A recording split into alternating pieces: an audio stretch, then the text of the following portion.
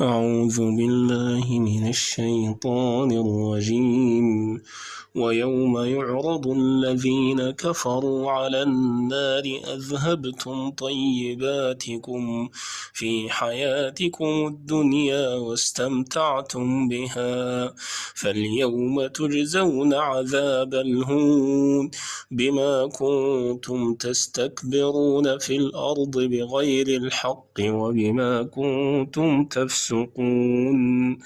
واذكر أخا عاد إذ أنذر قومه بالأحقاف وقد خلت النذر من بين يديه ومن خلفه ألا تعبدوا إلا الله إني أخاف عليكم عذاب يوم عظيم.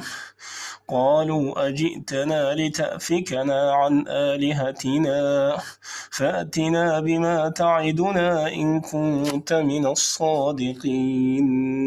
قال إنما العلم عند الله وأبلغكم ما أرسلت به ولكني أراكم قوما تجهلون. فلما رأوه عارضا مستقبل أوديتهم قالوا هذا عارض ممطرنا بل هو ما استعجلتم به ريح فيها عذاب أليم تدمر كل شيء بأمر ربها فأصبحوا لا يرى إلا مساكنهم كذلك نجزي القوم المجرمين.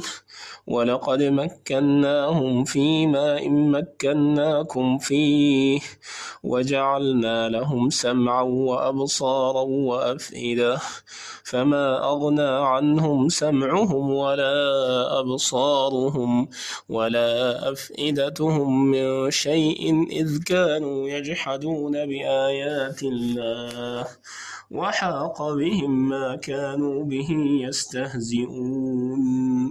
ولقد أهلكنا ما حولكم من القرى وصرفنا الآيات لعلهم يرجعون.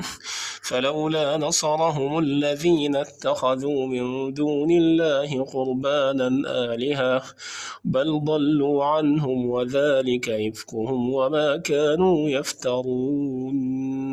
وإذ صرفنا إليك نفرا من الجن يستمعون القرآن فلما حضروه قالوا أنصتوا فلما قضي ولوا إلى قومهم